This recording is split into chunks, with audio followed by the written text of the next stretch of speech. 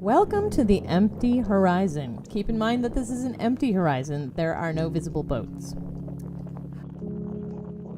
As we zoom in, we see two boats appear along what I call the wavefront edge, which is the blue line of last discernible water.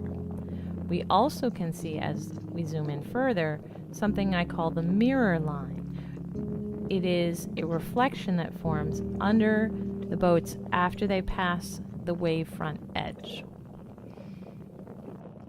Two major structural landmarks for this large ship are the top of the mast and also the top of the bridge, which could be considered the top of the body of the boat.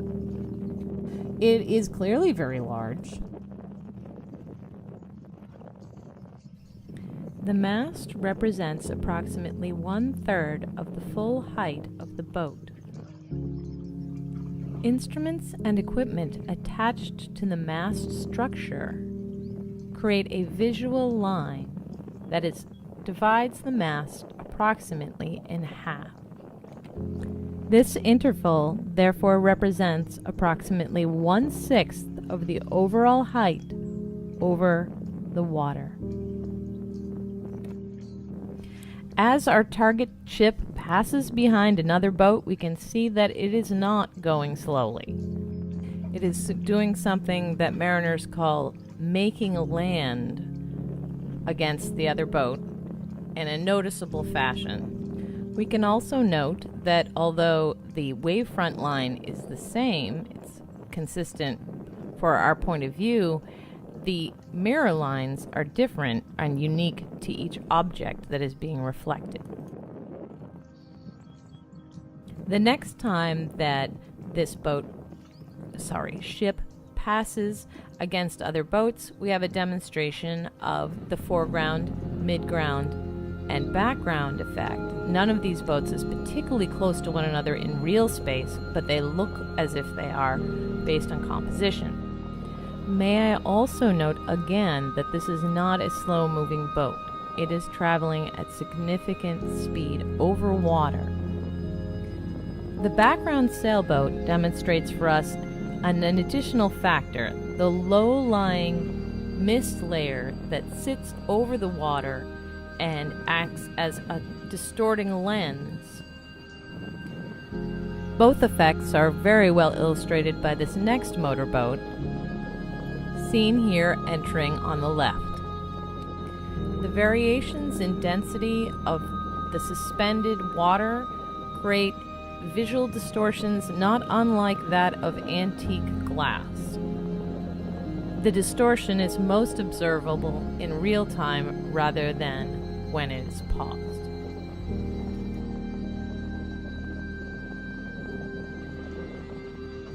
The motorboat arriving from the right illustrates for us that it has its own mirror line that is distinct from the one of our main boat in the background. As the large ship continues to move away from us, more and more of it is falling inside the band of mist. Nonetheless, the observable structure proportions remain the same, with the mast representing 1/3 and the body of the boat 2/3 of the space above the mirror line. As the ship proceeds further into the distance, we find this continues to be true even as the distortion line rises to the point where it starts to affect the mast itself about here.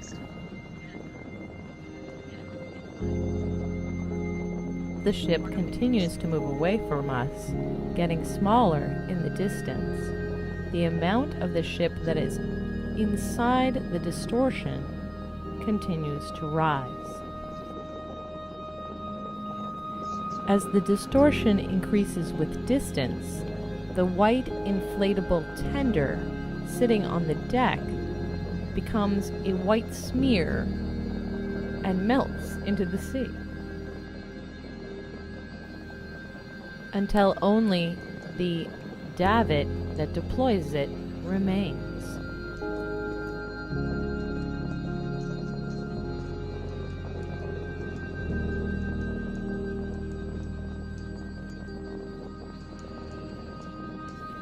The lensing effect essentially acts like a funhouse mirror, stretching the top of the image and compressing the bottom of the image over time.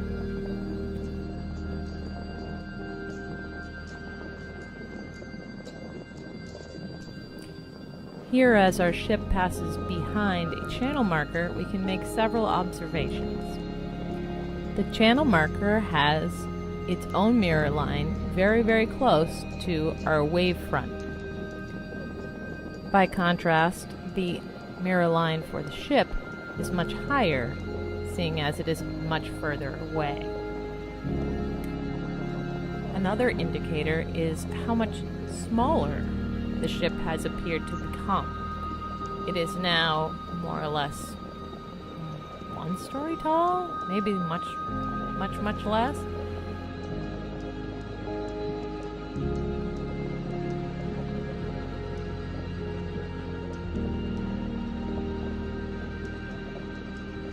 Watching our ship make land against the channel marker reminds us that it is still traveling at speed and making significant distance over the time of this recording.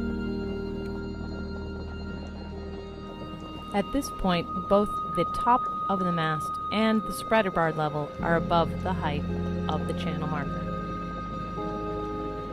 As the ship moves away at speed, we recall that the interval between the top of the mast and the spreader bar can be used to calculate the expected height of the boat.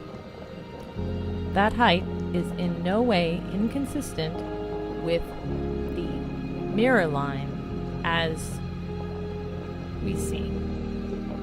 The distance between the top of the mast and the spreader is about 1/6 the height of the total boat. A small ferry or pleasure craft passes in front of us right along the wavefront edge.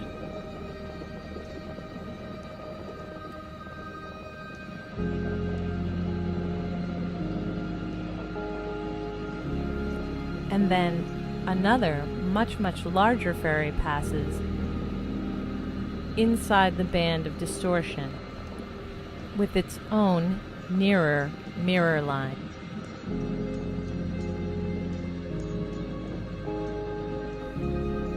As I take this moment to zoom out and observe the overall structure, keep in mind that now the ship appears to be shorter than the channel marker, and yet 1/3 of it appears to be mast, and 2/3 of it appears to be boat.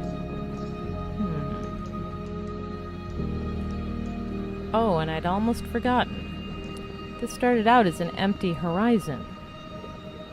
Yeah, I mean, like, totally empty. There wasn't anything on it when we started, and that was 18 minutes ago.